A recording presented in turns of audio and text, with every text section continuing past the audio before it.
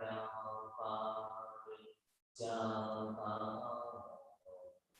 如何了生活是离不能出真生得了上法为我就好好不改正 for the sake of peace and safety and all living beings, bestow the wonderful Dharma to teach us how to live suffering and attain peace and perfection, and quickly your lungs on.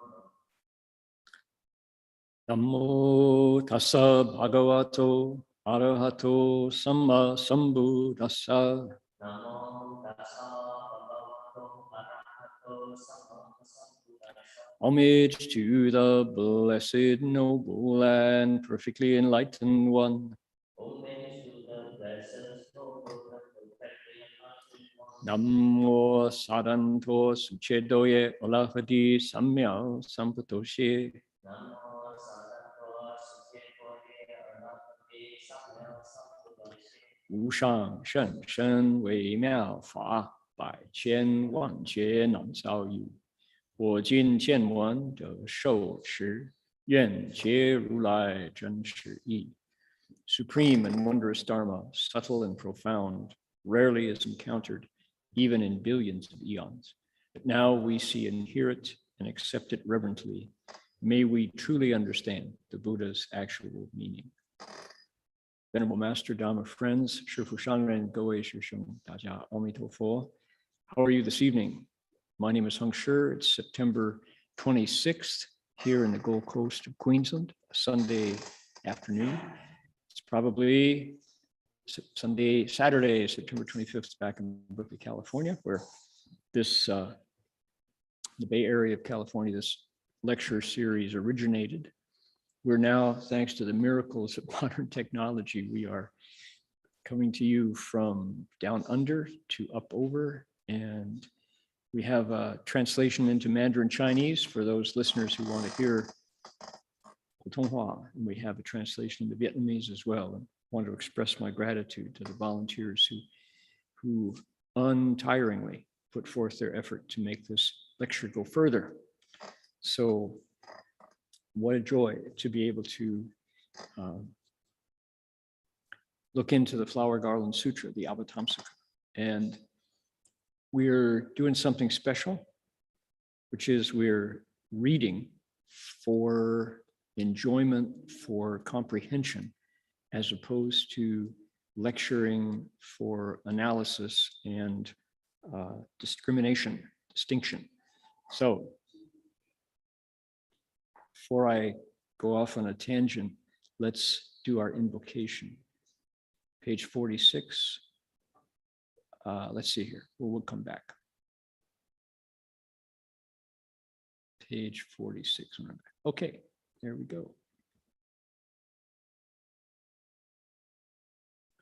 This is our text, the title of the sutra. We're going to be chanting in Chinese. And we'll do it 7 times. And the point of this is to make our Dharma request. Just a moment ago, Sam requested me to speak the Dharma. And at the same time, I was requesting aid, spiritual aid from the Buddhas and Bodhisattvas. And so now together we can invoke the Buddha, Dharma, and Sangha, the 10 directions, also the gods and the dragons and the eightfold pantheon of spiritual Dharma protectors. May they all draw near and shed light on our endeavor today. Here we go.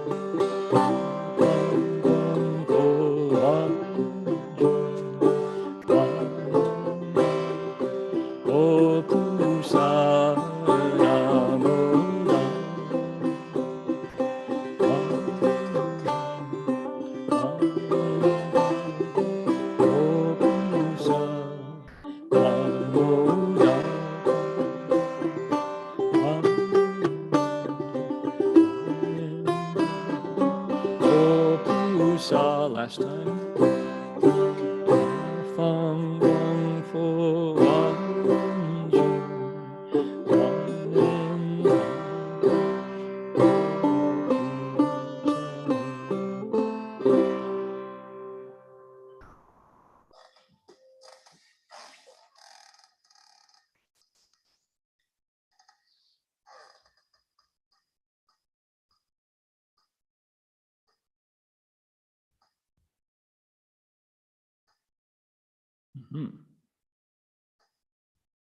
Scrolling backwards.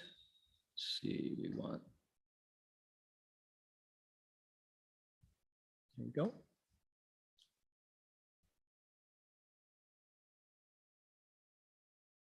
Here we are. This is our section. Now, what we're about is we've explained the 10 stages chapter, the Shridipin of the Avatamsaka Sutra. And we've gone from 1st to the 10th. We're done. But my appetite for Dharma wasn't satisfied. I wanted to listen to the language of the sutra. I wanted to hear it flow. I wanted to be able to hear the ideas and the principles in a piece. And what's different, what allows this to be special is the fact that it's in English. We've got an English translation from start to finish. And our teacher, our founder, Master Shenhua, explained this text over 9 years. But this wasn't entirely the sutra. It was also a commentary by Master Chengguan, a Tang Dynasty worthy elder who was also known as National Master Clear and Cool. The emperor gave him a title, gave him a purple robe, gave him more disciples and probably more inkstones and writing brushes so he could continue his career of elucidating the text. That monk lived to be 102, has legendary stories. So 9 years it took Master Hua to explain the whole thing, plus the opening commentary called the Xuan Tan, the suspended, the appended commentary by Master Chengguan. So we aren't doing it every night the way Shifu was, but even so, it took us a long time to finish the 10 stages chapter. I wanted to hear more, and I wanted everyone to hear the English, because I think it's got some stature. I think it works. Certainly there will be those who follow behind us who will want to review it again, revise it again. And what do we say? Wan Sui, may they do so for 10,000 years. May, allons-y in French, let's go for it. But at the time, for now, we've got a translation that's working. And so we're back on stage 1. We went back to the first stage, and we're reading it, kind of making it up as we go, how we actually do this. And we're including the Chinese in parts of this. Parts of this today is going to go long. So I may suggest that, let's see. We should do it the way we've got it going. Okay. Once we listen to the text, listen to the language, listen to the flow, the principles, I've also got I'm going to make some reflections. So I'm adapting our title to Reading and Reflections of the Avatamsaka. So I want to say some things about the principles that appear, because this is really the Bodhisattva path. And our teacher, the Chan Master Shang Xuan Xiahua, he kept the Bodhisattva path alive in the 20th century and on into the 21st century.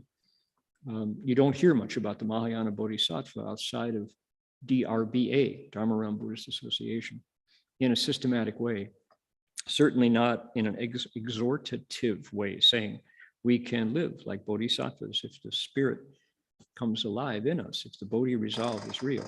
So that's certainly a bigger goal, a longer project. So, and that's our downbeat, you could say. That's the pa-pa-boom that keeps the melody flowing. We have come to the real core of the first stage, called the stage of happiness. Last week we looked into fear and its antidote, how to become fearless. Fear and courage was what the Bodhisattva taught last week. And now we get into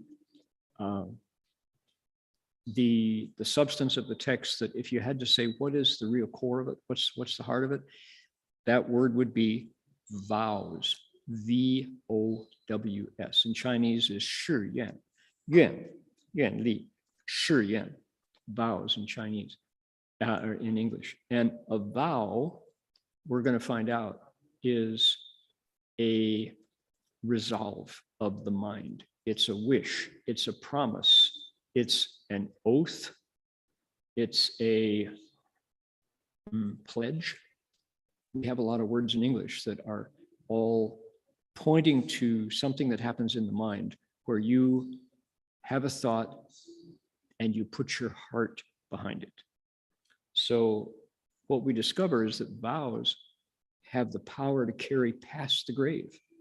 Vows can bring you back, can bring us back into a body again if we make a promise that isn't fulfilled. That's how strong the mind behind a vow is. And we'll get into it. We ready? So that's where we are in our section of text. I'm going to read the Chinese here and then switch over and listen to the English. Here we go.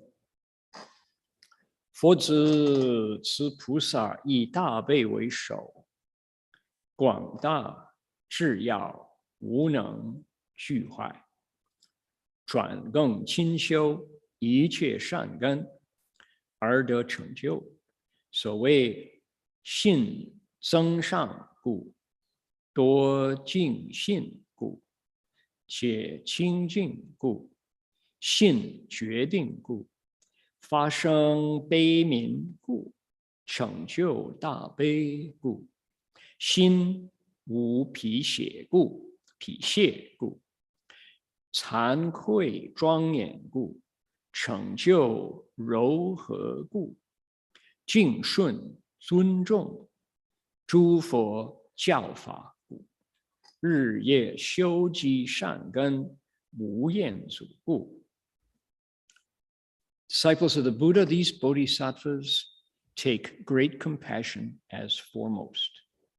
They have vast, great intent and inclinations which nobody can diminish. They diligently cultivate their wholesome qualities and bring them to accomplishment.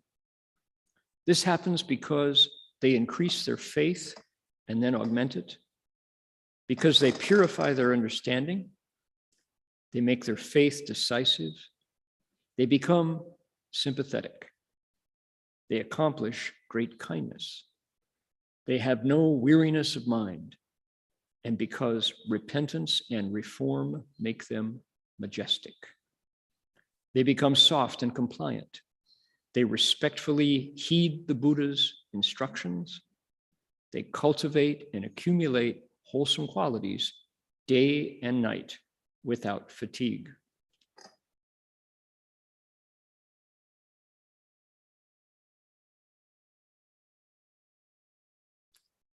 Comment about that passage. Look what comes first. Great compassion.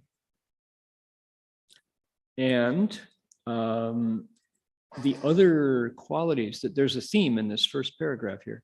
Great compassion, faith, twice, sympathy, kindness, repentance and reform, that inward moving wish to clean up and change, soft and compliant, wholesome qualities, never fatiguing. All of those items that I mentioned talk about men and women both, but look at how not hard these are. How not flinty and tough and rough and mean and hard-edged and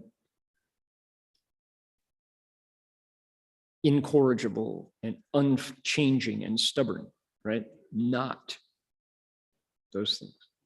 Look at the picture of the Bodhisattva we're getting. He's a softie. Bodhisattva is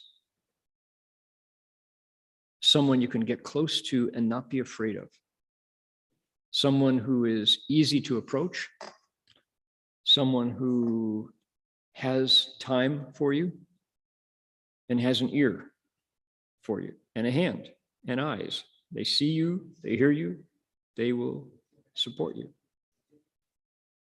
I think that's significant. Why do I point that out? It's because I grew up thinking that Buddhists were these indestructible, hard-edged Chan types who were, if they spoke to you at all, it was with some sort of a shout and an epithet, and that was all you got. And then they ran back up to the mountain, to their cave. And I suppose, I mean, you couldn't talk to me for 6 years because I wasn't talking as a monk, but that was a stage of training that can't be sustained, because who wants to have a silent, but what's the benefit of a silent monk? Well, helps himself get to wisdom, but not much for compassion. Silence could be compassionate, right? We had the example of the famous silent saint down at Mount Madonna, who passed away only recently. But he had the longest running silence vow, I think, of any cultivator. This is in the Hindu tradition, mind you. But Baba Haridas was his name. Who was this? He was silent all the time. And he had a slate. And if he had to communicate with you, he took a slate and wrote on it in chalk. That was compassion, indeed, because he reminded people in his presence, you definitely felt a great spirit. So the silence and compassion are not mutually opposed, but certainly bodhisattvas can talk. But I think more importantly here, they can listen. Look at the portrait of the person being portrayed here, being painted here. Somebody who works hard to bring their wholesome qualities out. They're kind-hearted. And here's the key. And this is, then I'm going to move on because we have a lot of ground to cover today. One of the most surprising things about Gold Mountain Monastery, where Master Hua taught in San Francisco for years, was people like myself showed up with all kinds of preconceptions about what Buddhism was about. And we had heard about it from the Japanese Zen tradition. And certainly the Zen community in Japan was a complete, full, round Sangha of men and women who lived it 24/7, 365 days a year. But what came to our attention overseas through the printed word, through books like The Way of Zen, Alan Watts, and Three Pillars of Zen, Philip Kapleau, and books like that, and D.T. Suzuki's translations, was what caught our eyes were the outrageous Zen masters who, and the Japanese rendering of the Chinese Zen masters. So often if we were reading about Japanese Zen, the Japanese Zen masters we were reading were talking about the Chinese patriarchs and elders and ancestors. And some who would do such things as, if their disciple, they would ask their disciple a question and then slap them across the face in order to bring their minds to awakening. Or they would shout at them, or they would hit them with a stick. And that, of course, dramatic, painful physical encounter from one generation of teacher to the disciples' generation, catches your attention and gives you the impression that Zen is all about impact. You know, that's Zen. Maybe once in a generation, but look at the text here.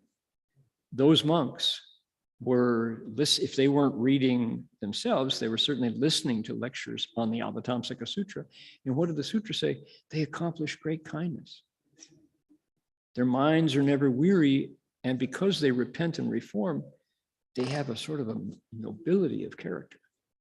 That's what the sutra, that's what the Buddha is pointing to. Can you imagine the Buddha slapping Ananda? Not much. So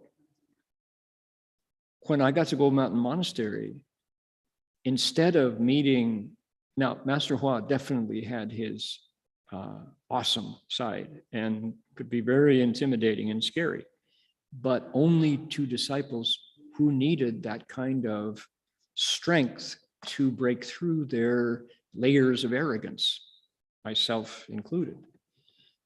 For when it came time to speak about the Dharma, to teach, Master Hua would say, 学佛做人，人道尽，佛道成. We learn from the Buddha, but what we're learning is how to be better people. When we can be the best kind of possible, the best person possible, the path to Buddhahood is realized on the spot. Buddhas come from perfected people. Work on your humanity. That was unexpected. I didn't expect that. And it took me a long time to actually hear that lesson.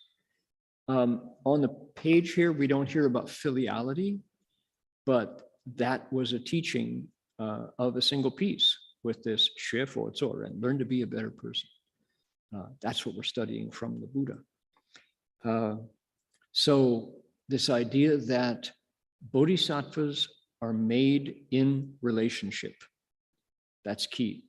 If somebody had said that to me back in 1973, when I first started approaching the monastery, I would have been surprised because didn't hear about that in Zen.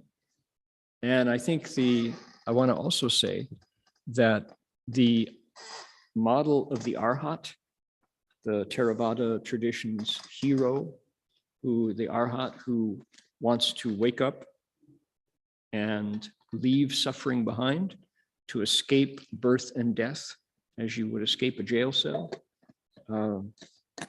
That doesn't talk about relationships very much either.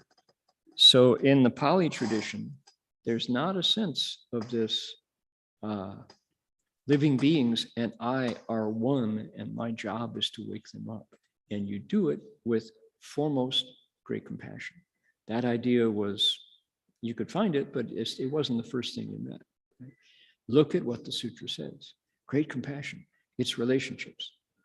It's who you are as a person, because the Bodhisattva path has to do with teaching others, being a teacher yourself, and graduating from being a student. But interestingly, as the sutra goes on into the 10 stages, even the 10th stage Bodhisattva is busy making offerings to his teachers, the Buddha. At no point do you stop being a student, even as you graduate into the role of teacher. That just makes so much sense to me. And I saw Master Hua do that. Right? So, okay, look at this softness. 学佛做人, learn from the Buddha, but take the lesson of how to be a better person. You increase your faith. You cultivate wholesome qualities. Purify your understanding. Have decisive faith. Believe it and act on it. Sympathy, kindness, no weariness, repentance and reform, making them majestic, soft and compliant, heeding the Buddha's instructions, cultivating and accumulating wholesome qualities day and night, never getting tired of. That's a different picture, isn't it? I don't know. I want to stop and say, look at that. How interesting that that's the description of what Buddhists are like. They're not enigmatic purveyors of emptiness or mysticism, right? That's all there, but it's not how the Avatamsaka trains Bodhisattvas. Okay, got my point? One more big chunk of text. Next, talking about what Bodhisattvas on the first stage. Mind you, this is the start, this is the beginning. The Bodhisattva here is happy because he is plowing up the mind ground. He is digging the blade of his wisdom plow into the soil of the Buddha nature and coming up with all these qualities which are going to bear the fruit of prajna, wisdom, and unmoving samadhi. Okay, we're gonna read another chunk. I'm gonna read the whole thing here. All you Chinese readers, try it out yourself. See how these sounds taste in your mouth. You can read the ABCs. It's fun. Chinese has been around in the human experience for thousands and thousands of years now. 亲近善知识故，常爱要法故，求多闻无厌足故，如所闻法正观察故，心无异着故，不单着理养明文恭敬故，不求一切自生之物故，生如宝心无厌足故，求一切智地故，求如来力无畏不公佛法故，求诸波罗蜜助道法故，理诸产狂故，如说能行故，常护持语故，不污如来家故，不舍菩萨戒故，生一切智，心如山王不动故，不舍一切世间故，成就出世间道故，即住菩提分法无厌足故，常求上上殊胜道故。There you go. I always feel like my mouth is well exercised after reading these passages. Now, as we read this next chunk, I want folks to listen to all the what are called Buddha Dharma Ming Xiang, the names, the technical terms here. Because why? This is the foundation of what's going to grow all. If it's a foundation like a building, we're going to add 9 floors. It's going to be 10 floors when we're done. This is the foundation that holds all the other of the Buddhas, the Bodhisattvas' 10 stages. Here we go. They draw near wholesome teachers. They ever take delight in the Dharma. They seek learning without satiation. They properly contemplate in accord with the Dharma that they hear. Their minds free of reliance and attachment. They crave neither profit, nor fame, nor respect from others.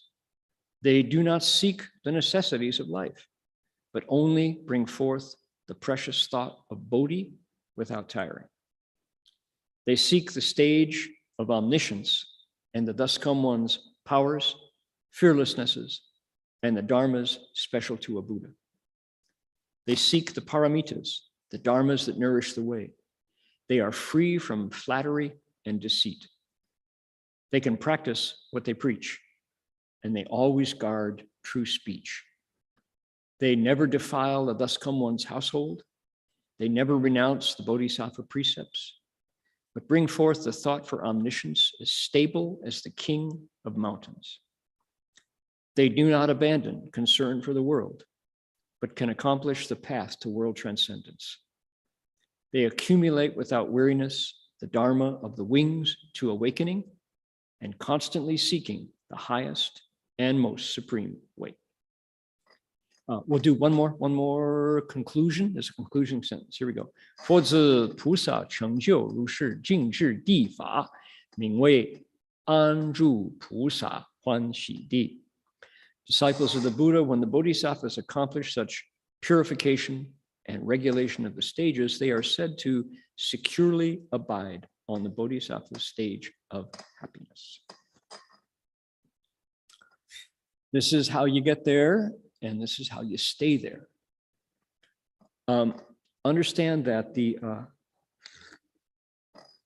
best comparison for what the 10 stages are like, I think, is a academy, a school, where you enroll for training, you take courses, you encounter those who have come before you, you're ahead of those who follow you, and until you get past the 7th stage, you can matriculate out, or you can quit, you can flunk, you can lose your resolve.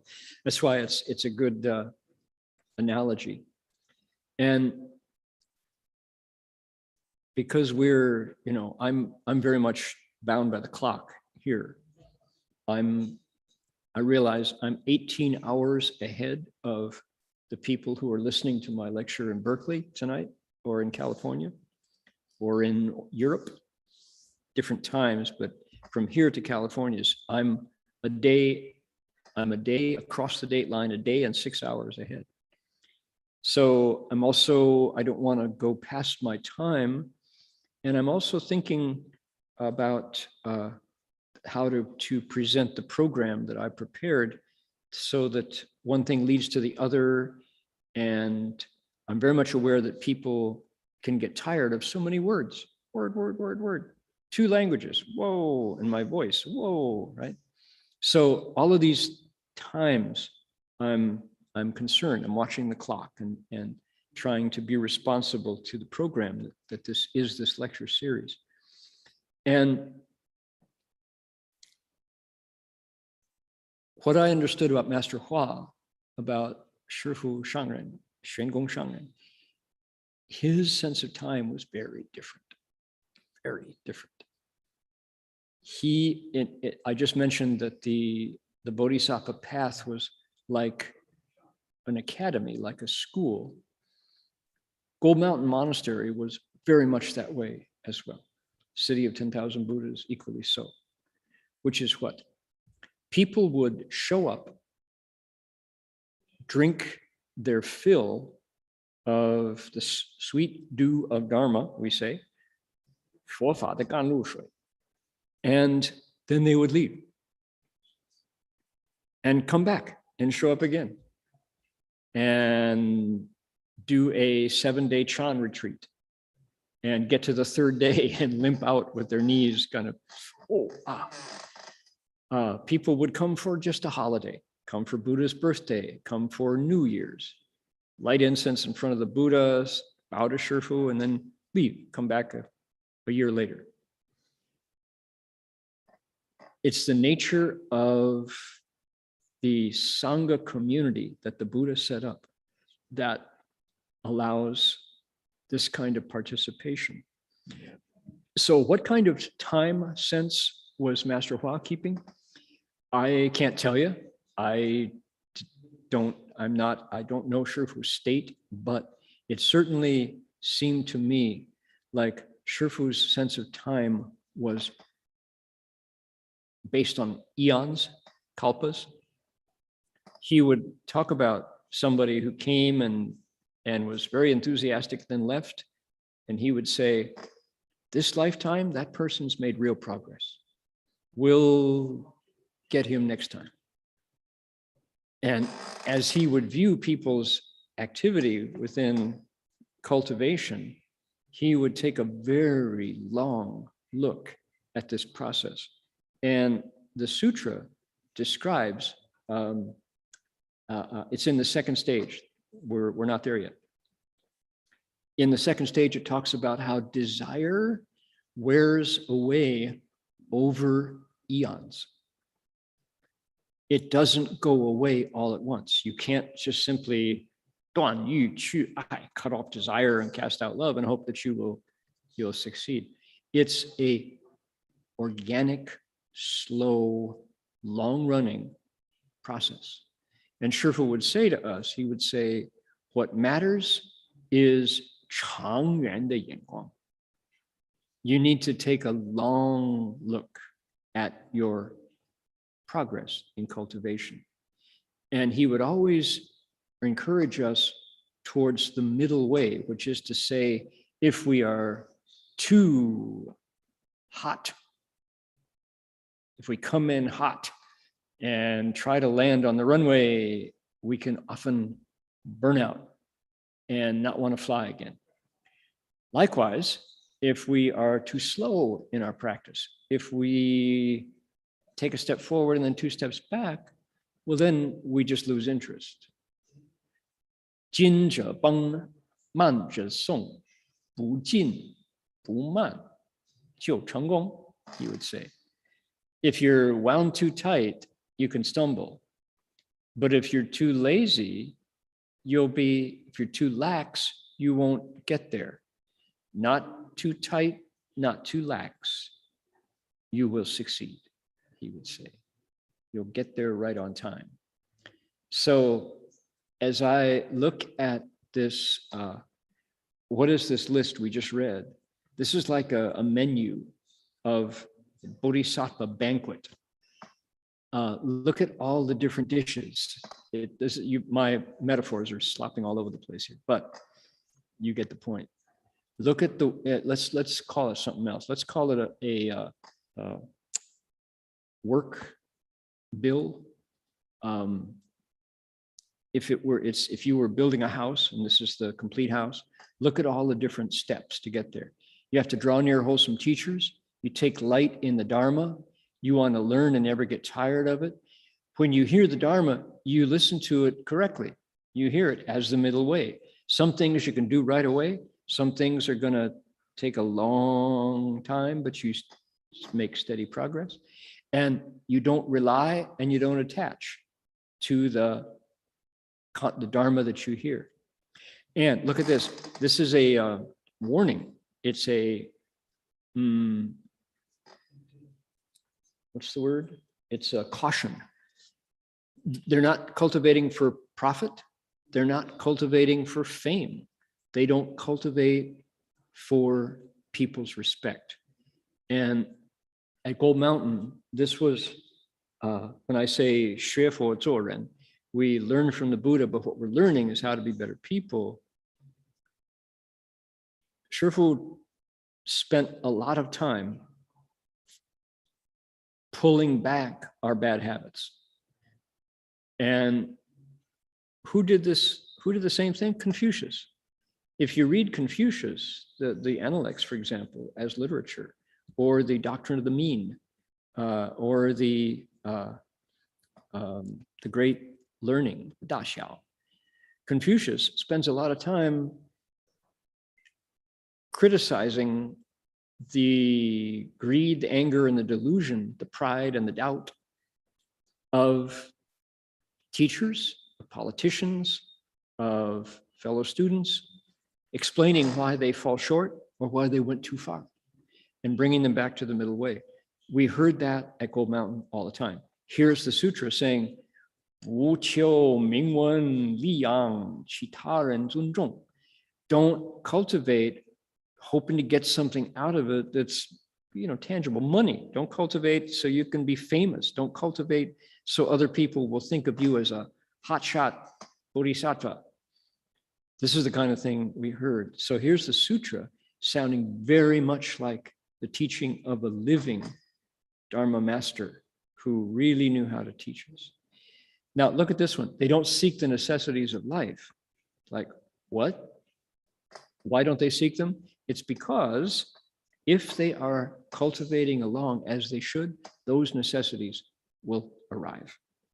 This is the fourfold assembly of cultivators who are listening to the sutra, right? So there are laymen and laywomen who will provide what? Food, clothes for the seasons, shelter, and medicine when we're sick. Those are the necessities, those four things. But instead, they only bring forth this thought of Bodhi for Bodhi. If they do that, the necessities will arrive. We heard about Master Hua in Hong Kong last time, and how he was living in a cave called Guanyin Cave, and there was a cultivator who lived in the next cave over. Both of them had left China in 1949. Conditions were tough. It was hard. Did I tell that story last week, or that was that was the Pumanpin, Shifu at Guanyin Cave? Was that last week's lecture? No. Okay, good. I don't want to repeat my stories. So this is a great story. They don't seek the necessities of life, but they bring forth the thought of Bodhi without tiring. So Master Hua had left China on the instructions of Master Empty Cloud, sent him to Hong Kong and then to the West. And Shifu, came out with just what he could put in his monk's bag, and that was it. And no place to stay. So where did he stay? He found a cave. It's called Furung Mountain, Guanyin Cave. And it was a hole in the rock. He could sit on a rock. That was it. That was all the shelter there was. So he was out of the rain and the wind, but he had nothing else. And talk about difficult conditions. In that case, he did not have the necessities of life. But there was a monk who lived up the road who had heard about Master Hua's reputation and was a little jealous. And whenever offerings came from lay people who were looking for a good teacher, this character would confiscate it. He would say, don't bother making offerings to him. He's not the real thing. I'll give him to me and I'll make sure he gets what he needs. And people would do that. And so Shifu was out of food. And there was a layman in Hong Kong, not close, but across town, who had been bitten by a dog and the wound had not healed. It was festering. And he was concerned about what to do because people were poor. This hard conditions. Hong Kong back then was not Hong Kong of today. It was a village there on the southern, the Chinese coast. Right? So this layman had a dream. And in his dream, Weito Bodhisattva said to him, this is Dharma protector, Weito Bodhisattva, said to him, there is a monk up on Furongshan who needs some food. Take rice and oil and some clean water up to Master Dulun, and your illness will be healed. And the man had that dream and then went up and got a drink of water and then had the dream a second time. And then he was, that's remarkable, right? Then he had the dream a third time. He had the same dream 3 times in one night. And what did he do? He woke up in the morning and told his wife, I'll be back later. I'm taking some food and drink, some cooking oil, up to a monk called Dulun up on Furongshan, Guanyin. So he did so, and heavy, not easy, especially when you've got a wound on your leg. And he got to the base of the mountain, and sure enough, here's the neighboring jealous cultivator who said, give it to me, and I'll make sure he gets it. And the layman said, actually, I had a dream from Weito Bodhisattva. You're not the one I saw. I'm looking for someone else. And the jealous monk insisted on the food going to him. And he said, no, I'm waiting. Where is Master Dulu? And he's the one I'm looking for. I'm not going to give it to you. And so hearing the squabble, Master Hua came out. You're the one. There you are. You're the one. I'm supposed to bring this to you. Weito Bodhisattva sent me to find you. And Shifu said, well, in that case, he said, I'll take some of what you're offering, but share it with this other monk too. Give him some too. So, true story. And that was how Shifu's career of cultivation, this decade of cultivation in Hong Kong began.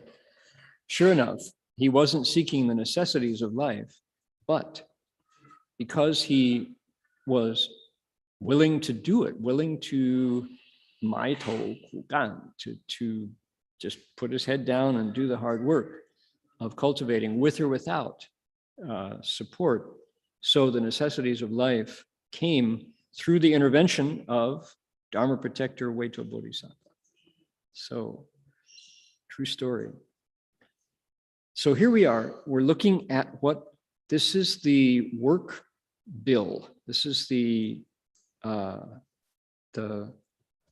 curriculum. We're shifting our metaphor over to a school now. This is the curriculum of a bodhisattva on the first stage. This is what they do.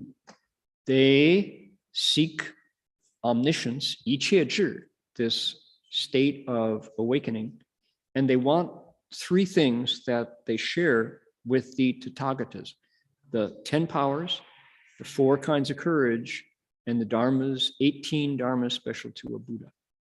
This is, I say, the list of technical terms, 佛教的名相, they're called, that appear in the foundation of a bodhisattva. What else do they want? The paramitas. They want the dharmas that nourish the way. They are free from flattery and deceit. Another injunction: don't butter people up, don't toady. Shifu would say, don't give people a tall hat to wear. 不要给人家戴高帽子. As soon as somebody praises you, flatters you, gives you a tall hat to wear, that may well be because they want you to fall, right? They're buttering you up so that you get an inflated sense of self. What do you not want? You don't want more me and mine. You want to see through that illusory sense, that self, that constructed self that changes from childhood through adolescence, through young adulthood, through maturity, and on to elderhood, to the stage of being an elder. We don't see ourselves the same. It's constantly, that sense of self, that identity is changing constantly. So why would you want somebody to praise you and say how good we are, right? That was one of my particular teachings that I had. Shifu trained me how much I was into flattering people, hoping to get benefit from praising them. It's a real bad habit. And it's harmful to people's cultivation. And it took me a long time to recognize, and 6 years of silence. That was one of the things that I saw through silence, was how much of the words that I had to say were based on seeking others' good opinion of me, so I would praise them in order to get that. Shifu would say, that's just dirty. Just don't do that. Don't you see how sticky and awful that is? That's not true. Why don't you say something true or be quiet if you can't say something true? And gulp. I thought that was called getting ahead, Shifu. I thought that was called climbing the ladder. Yeah, and what's true in that? If it's based on your actual abilities, you don't have to talk about it. And if, in fact, when you talk about other people's good points, be really aware that if they hear it wrong, you're harming them. So, oh, okay, that's psychologically pretty astute.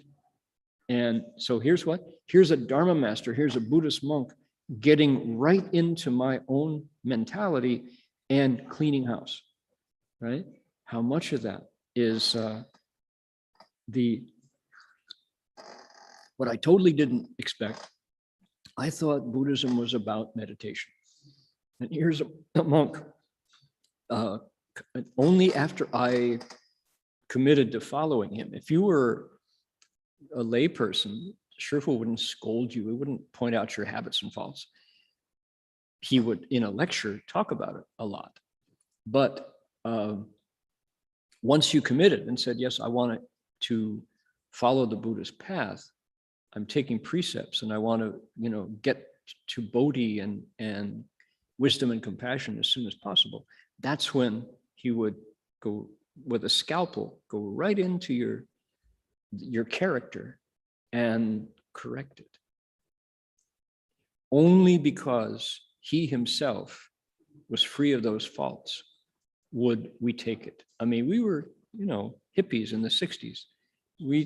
Our motto basically was, give me a rule and I'll break it. Don't fence me in. And here was a Chinese monk telling us that we were greedy and angry and stupid and proud and full of doubts.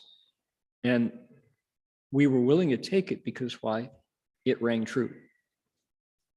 And you could sense that there was no benefit for him in telling us about our bad habits other than his vows to take across his disciples and our vows to want to renew and to change. So that worked. That worked. If he had been anything less than true, we wouldn't have taken it, right? We would have rebelled or thought, get rid of this. I want to find a teacher who's happy with America, who's proud to have white disciples, coming and bowing. And I'm sure a lot of monks who didn't have Shifu's wisdom, if they had a single American disciple, would have thought, that's good. I'm doing the work of bringing the Dharma to the West, right? Well, Master Hua would, give us this mirror to look at and say, look at you. You think you can accomplish the way when you're as crooked, your mind is as crooked as that? So, free from flattery and deceit. Furthermore, Bodhisattvas can do what they can practice what they preach. They always guard true speech. They never defile the thus come one's household. What does it mean to defile the thus come one's household? Well, what is the thus come one's household? It could be, you could call it your body, the Buddha's house. What would be a defiling it? Putting dead flesh in there, putting alcohol that deludes your wisdom, that distorts your reality, that deludes your consciousness. That would be to defile the thus come one's household, right? So, yeah. It can also mean just killing, stealing, lusting, lying, and drugging yourself in the monastery. That would be a literal interpretation. Never renounce Bodhisattva's precepts, but instead say, I want wisdom. I'm not going to take a step back down the mountain, Nirvana mountain. I'm going to keep going. Stable as the king of mountains, unshaking. Interestingly, how stable is the king of mountains? Well, if you go digging down into the earth's crust, you discover that at the core, it's all molten rock. What's stable about the core of the earth? So much so that a couple 100 miles away from Melbourne, Victoria, this week, we had a 5.8 earthquake. Rare in Australia. Tectonic plates are shifting indeed. They don't abandon their concern for the world. They can accomplish the path to world transcendence. How does that go? Does that make sense to you? They don't abandon concern. In other words, they are concerned about the world, but they can leave the world. That's not a contradiction. That's the lotus, roots deep in the mud, blossom pure above the water. That always appealed to me, that Master Hua was a Zen master, but you asked him about his opinion of leaders in China, in Taiwan, in America, in France and England and Germany. He would give you his straight opinion of them. He was connected to people's real lives all the time. And from this idea of wanting to benefit in any way possible, that was what appealed to me. That was this, yeah, I can see that being a life well lived. This was not an ivory tower monk. Bodhisattvas don't hesitate to get their hands dirty. They wear tennis shoes, running shoes, because they've got to keep up with living beings and bring us back to the path, to the middle way. They accumulate without weariness the dharmas of the wings to awakening. the Bodhipaksha Dharmas, the Puti Fen Fa, the Puti Dao Fen, Puti Fen Fa. These are 37 special practices that come up later on in the 10 stages. Constantly seek the Shang Shang Sheng Dao, right? The highest, Shu Sheng Dao, the supreme, sublime Buddhist path. And summary, conclusion, when the Bodhisattva accomplishes purification and regulation of the stages, they are said to be Anju Pusa Huanxidi. They are solidly set up, established. They can live in the stage of happiness. That's it. Whew. Okay. I'm doing more analysis than I planned to do. I wanted people to hear it, but this is so rich. There is so much content here, so many jewels here. This is, I'm going to mix my metaphors again. If the first stage, if the 10 stages was an apple pie, this is the list of ingredients. Here's the nutmeg, here's the cinnamon, here's the sugar, here's the flour, here's the water, right? Here are the apples. And when you're done, you have this delicious pie. Ben, stop me before I metaphor again. So we're trying to get a sense of this being the ground state. This is the first floor. This is what holds all the rest up. So how rich is this?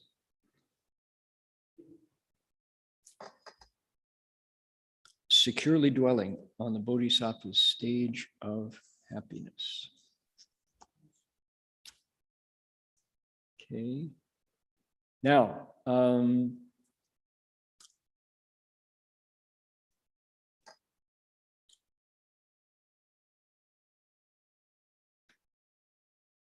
when I finished my pilgrimage to City of 10,000 Buddhas after 2.5 years of traveling,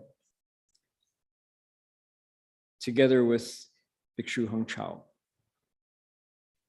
Master Hua was in a phase of his teaching that included driving back and forth from San Francisco to City of 10,000 Buddhas every week. And when he, the work schedule that he gave himself was to lecture 3 times a day. In the morning was a class on matching couplets, 对联. That was like 6 o'clock. So people would do morning chanting at 4, you'd meditate for an hour. At 6 o'clock, we went up to the, what was called the Wonderful Words Hall, Miao Yutang. And Shifu would come in with a stick of chalk, and he would look at the blackboard. It was a chalk and blackboard situation. We didn't have markers and whiteboards. You look at the blackboard, and he would stand there and then go. And if it was couplets, he would just write 1 line. And then he would say, anybody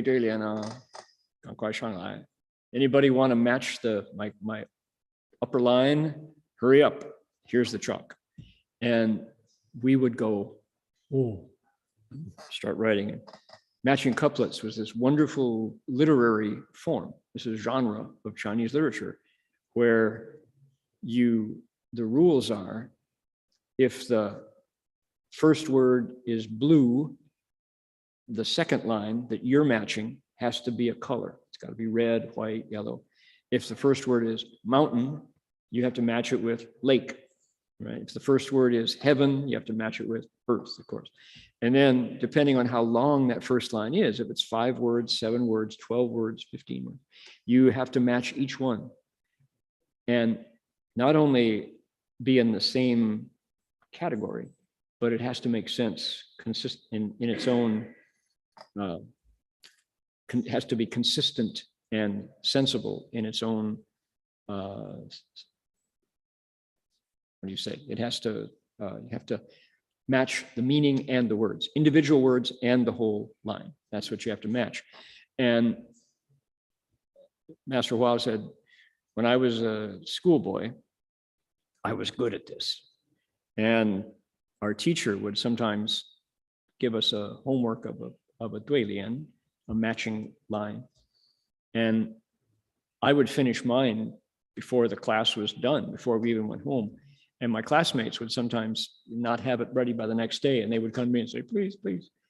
And he said, I ghost wrote a lot of matching couplet lines, and the teacher would always know who it was. He would read my line. He would say, you didn't do this, stick out your hands. And I would stick out my hands, and he would beat me with his ruler. But I loved it. I didn't quit.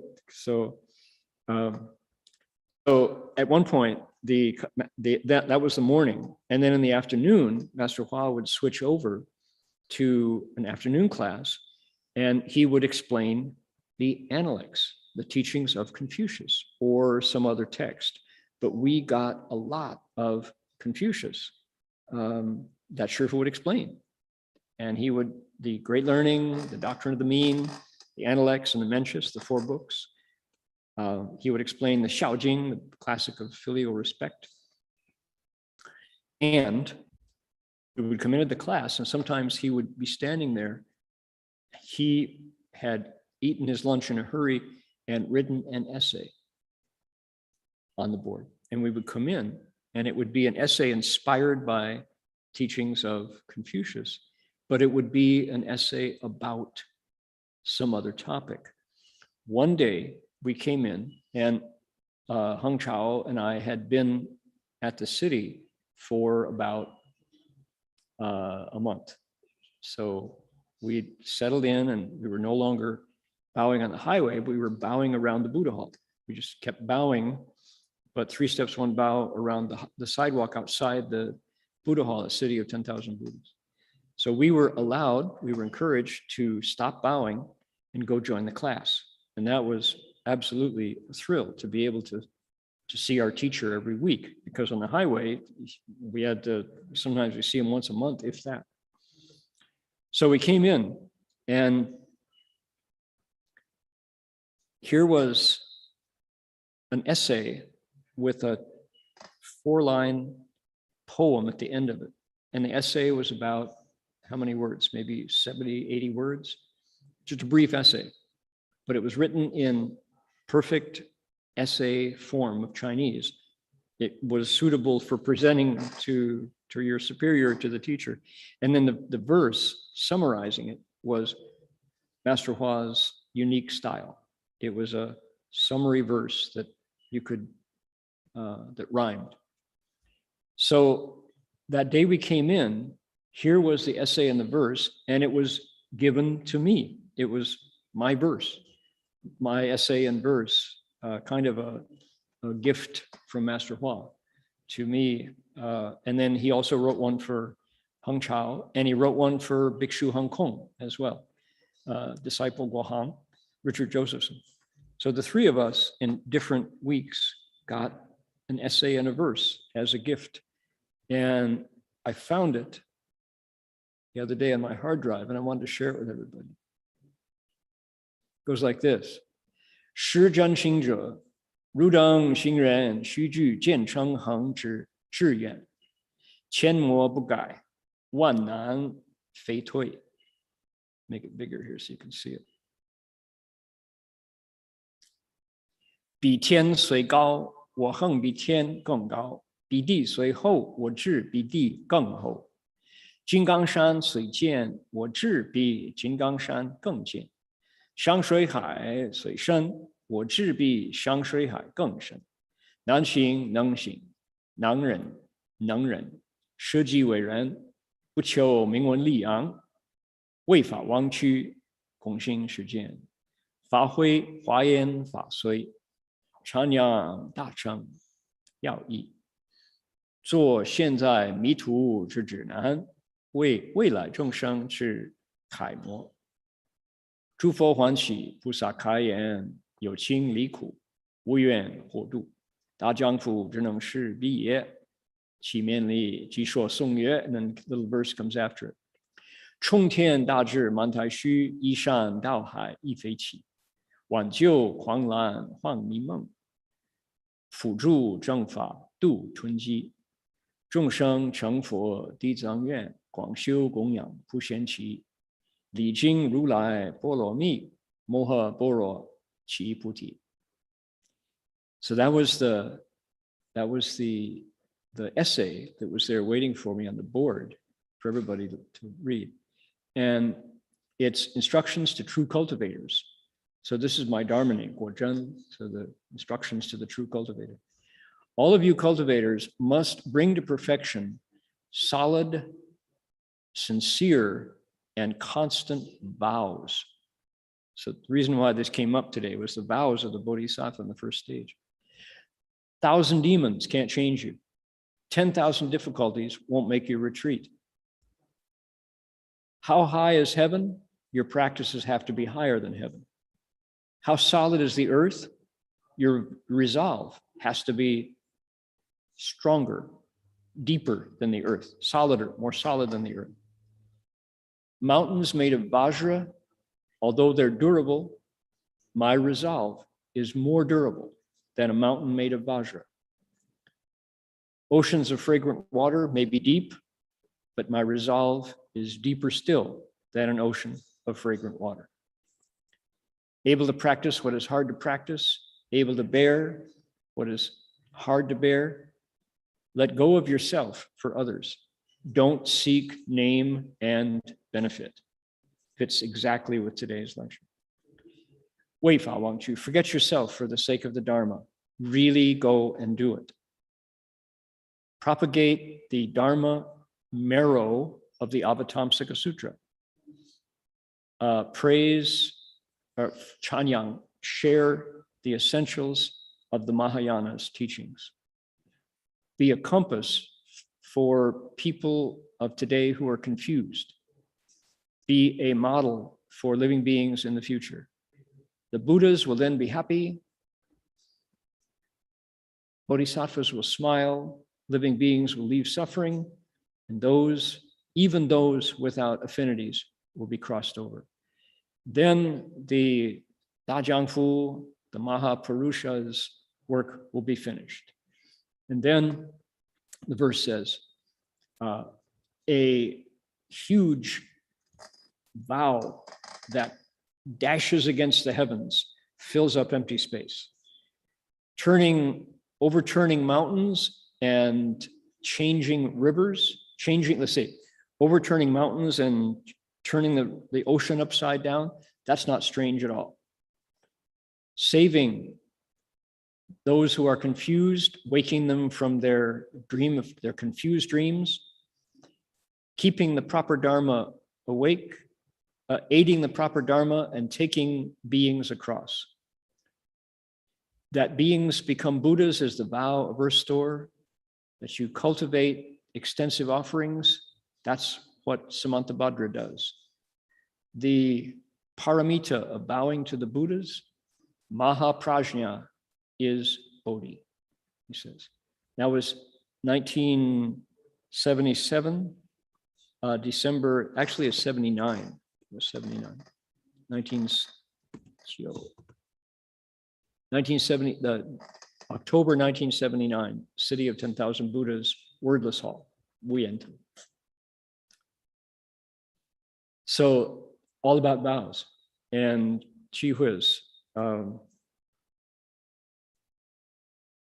You think that's coming from someone who sees past the surface, to have a teacher who can give you kind of your walking instructions for lifetimes. And then you look in the mirror and think, why haven't I changed? That those instructions are as relevant right now as they were 1979 in terms of humbling. So this next week, here's what we're going to do. Next week is a bit of a challenge, because why? At this point, the Bodhisattva makes 10 huge vows. And each one of the vows has a refrain. Vast and great is the Dharma realm, ultimate is empty space, to the ends of the future, throughout all numbers of eons without cease. That refrain repeats 10 times. And there's great vows, further make great vows, they further make great vows. It repeats 10, there are 10 paragraphs of great vows that bodhisattvas make. And it gets a little repetitive, but this is, I say, the real heart of the first stage. This is the substance of the state, the bodhisattva's stage of happiness. So if I'm concerned, Cliff, if I read all that Chinese 10 times and read all that English 10 times, next week is going to be a bit of a slog. So I don't know, maybe the translator could read the Chinese while I read the English. And that way everyone can hear. And this is exactly what I had in mind when I said we want to listen to the Avatamsaka, the sutra as literature. And of course, if we're all in samadhi, Ben, if you're in samadhi, this will be just fireworks and flowers coming up out of the ground, lotuses. It'll be so beautiful to listen to. But if we're not in samadhi, it's going to be like, is he still going? Is it number 7 or number 8? And how many more to go? 2 more to go. It's really a lot of text. But it is what the bodhisattva, what makes him or her happy on the first stage. They further make great vows. It is spectacular text, the real Avatamsaka Sutra. So that's coming up next week. Previews and coming attractions. Okay, all of this, let's see here, cancel that, close that, good. All of this compassion, we haven't heard a thing about the wisdom part.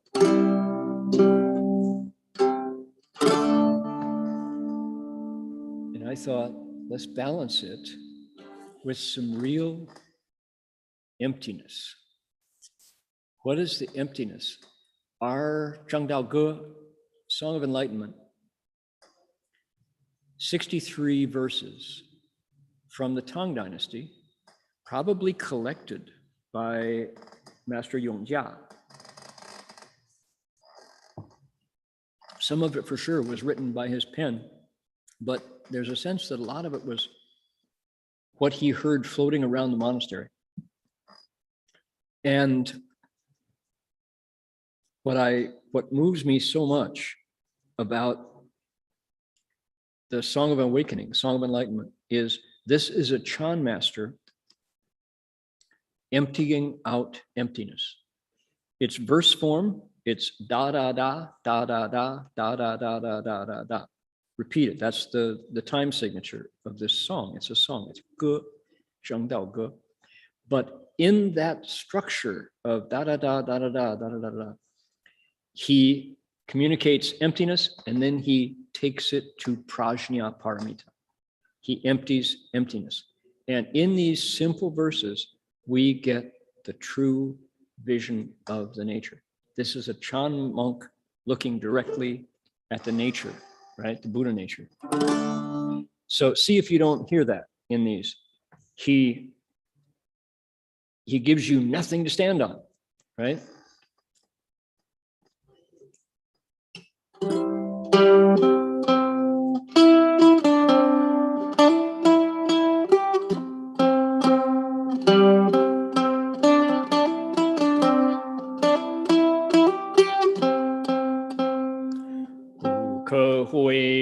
不可暂体若虚空无涯岸不离当初常湛然地基至真不可见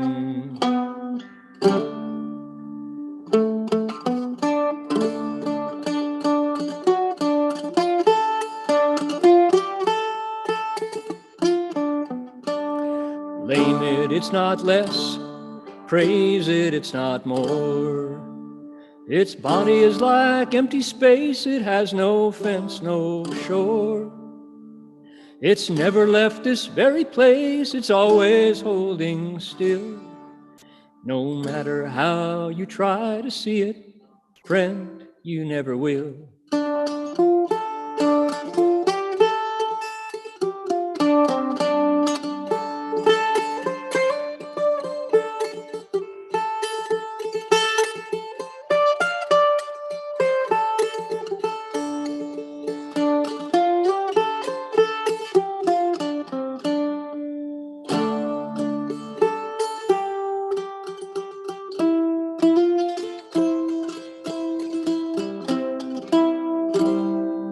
Try this one. 真不离妄本空，有无俱全不空空。二是空满缘不着，一心如来体自通。Emptiness. Don't establish truth. The false is empty now.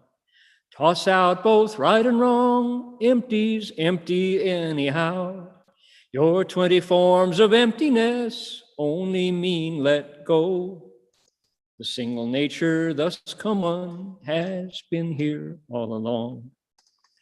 There are famously 20 kinds of emptiness that Chan masters love to throw around, right? He says, what does it mean? All 20 just means let go. Empty is empty anyhow. So what are you going to cling to? 一语痴，一笑，一空全之上升世界，知之为空。Let's see， 知之为月旷世功，干净法中虚涅怪。What do I call stupid? What do I call vain? Your empty fist pointing up as if you could explain.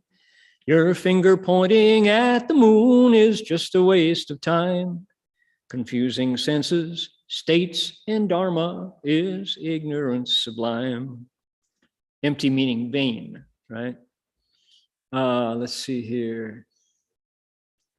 不见一法即如来，方得名为观自在。了即业障本来空。为了还虚上虚债 Seeing not a single Dharma is the real, thus come one. Only then can you claim to contemplate at ease. Then you see that obstacles were empty all along. If you don't see it, pay your debts, sing that endless song. Like a guest at a royal feast who looks but can't partake. Like a sick man when skillful dharmas cannot cure his ache. Okay, let's see here. 了了见无一物，一无人，一无佛。大千世界海中偶。一切圣贤如颠覆，假使铁轮顶上悬，定会圆明终不是。See it how it is, there's nothing there at all. There's not a single person, no Buddha in the hall. The whole vast universe, just a bubble in the foam. All sages, saints, and worthy ones like lightning in the storm. Suppose an iron wheel were to roll across my crown. Wisdom and samadhi would be as bright as they are now. Emptiness is the Buddha's realization, radical emptiness. I don't know, this is just so good, you know, it's just, it's boom, right there. Suddenly you taste the chan of the thus come one. Perfection 6, the myriad gates inside you now are done. While you dreamt, you lived them all, the 6 destinies. Now you're awake. The whole wide world is empty as can be. 吞教了如来禅，流度万行体中缘。梦里明明又流去，教后空空无大千。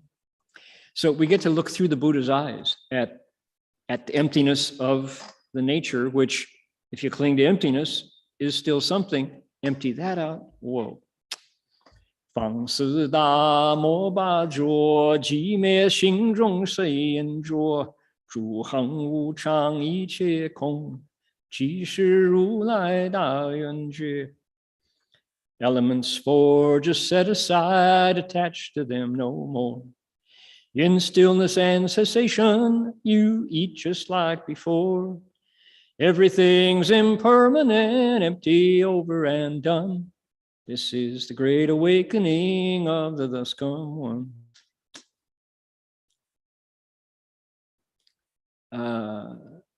Okay, one more. This one is a real play on words. This is great. 不求真，不断妄，了知二法空无相，无相无空无不空，即是如来真实相。Don't seek for the truth. Don't cut off the false. Know that false and true alike are gone without a trace. Not a trace itself is gone, then empty emptiness. You found the thus come one's true mark, where nothing can't exist.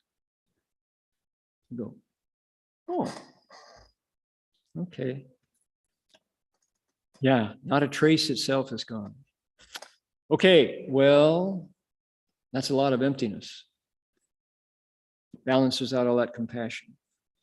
How wonderful is it when your practices, your faith, your way of life embraces both this compassion where there are no exceptions to the beings who fit inside, and yet the Buddha then yanks that away and says, what do you think you're clinging to? What living beings? You go, yeah. Praise God from whom all blessings flow. Nope. We'll praise God too. Hallelujah.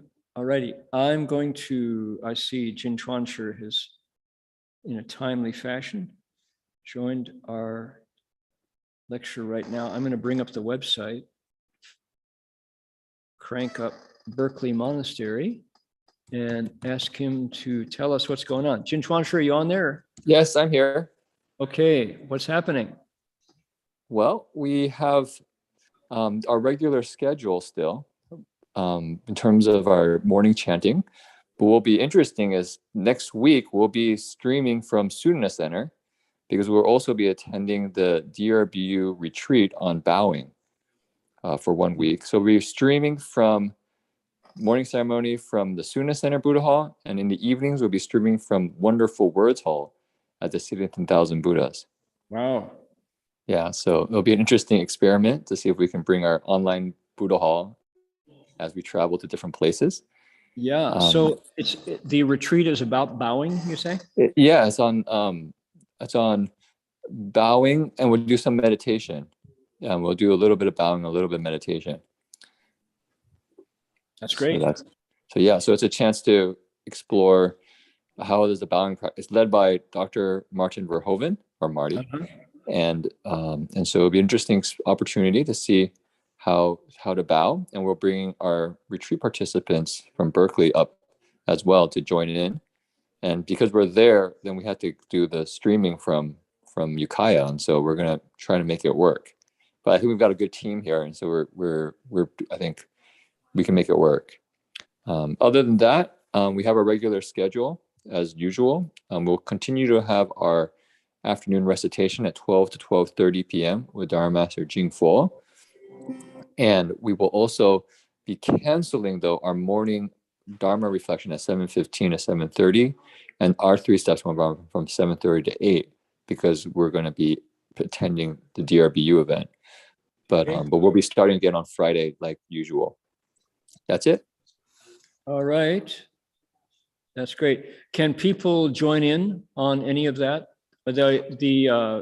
Your regular the regular events will be. It's just that the place is changing. People Yes. online won't notice anything different, right? Yeah. Other than the scenery change, like right now we're at River Vihara. So if you joined our online activities yesterday or today and tomorrow, you'll see we're at River Vihara, and then we'll switch to Ukiah. So you're now in the redwoods. We are. Okay, terrific. Yeah. If we could, you could bring up your video and point your camera out the window and show people what You want to see? Sure, why not? Okay. Okay, one Can second, everyone. Dharma Master wants to see River Vihara. So I'm going to show people here. Why not? I have to make Okay. you, Jerry has to make you co-host so you can take the screen. Or maybe you have to, let's see here, video. Is it the right video, Jerry? I can see you, but I don't think everyone else can. There you go. Okay. You want to share the screen and we can see your, you go ahead. Oh, froze. Too much burden on the modem down there.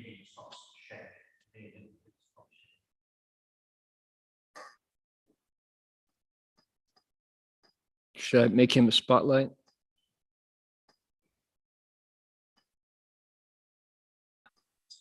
Hello.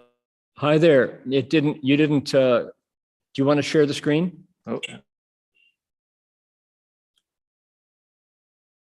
Oh, let's see. I have to unshare. There we go. Now you can do it, Chinchuan.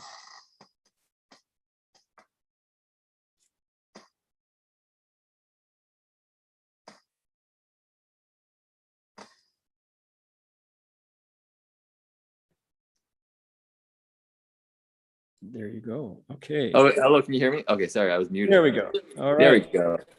Oh, there's a dragon. Dharma protector. Yeah. Chinese dragon. This is our Buddha hall forest. It's just getting dark. Well, actually, it's pretty dark outside, but it's very, very quiet here.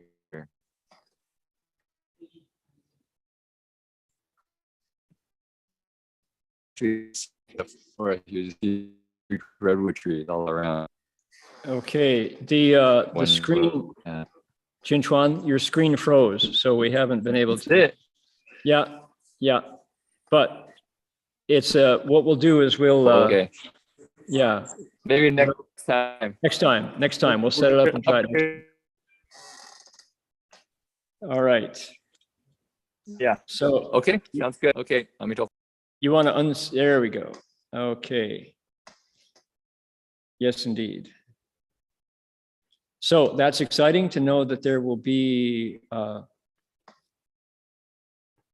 video and there'll be a chance to cultivate together with the monks of Berkeley Buddhist Monastery and Redwood Vihara from multiple locations next week. All righty.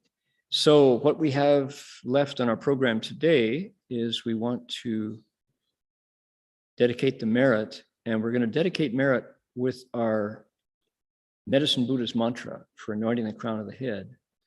And this is a genuine Buddhist contribution to healing the pandemic. 2,000 plus deaths yesterday of COVID-19 related illness in America alone. Unbelievable that such a thing could become commonplace, but the challenge for us is to not retreat, not to quaver, not to give up, not to get cynical, but to look for a brighter future where human beings can be disease-free and all beings can benefit from wisdom and compassion of their own nature. So with that in mind, as a goal, let's recite Medicine Buddhist mantra to get us there.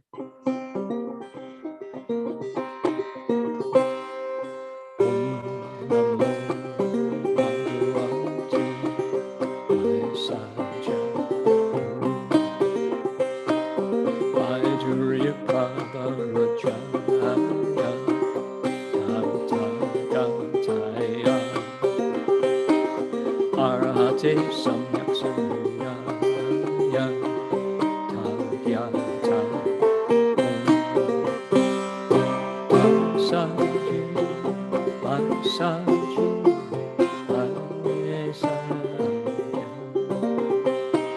Saji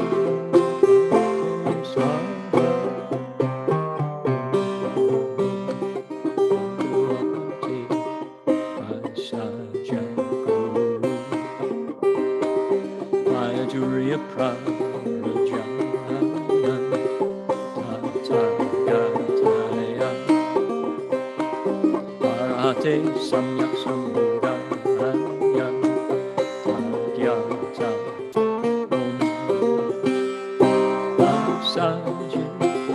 Saji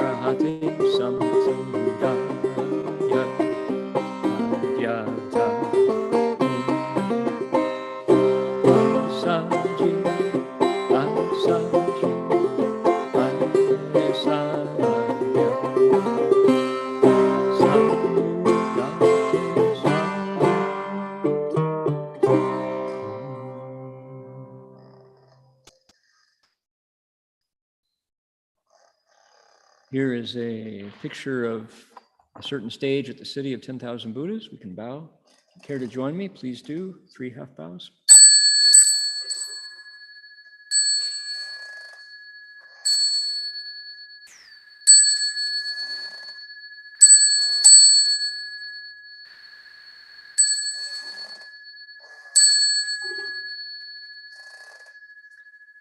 Bow in respect to the Venerable Master.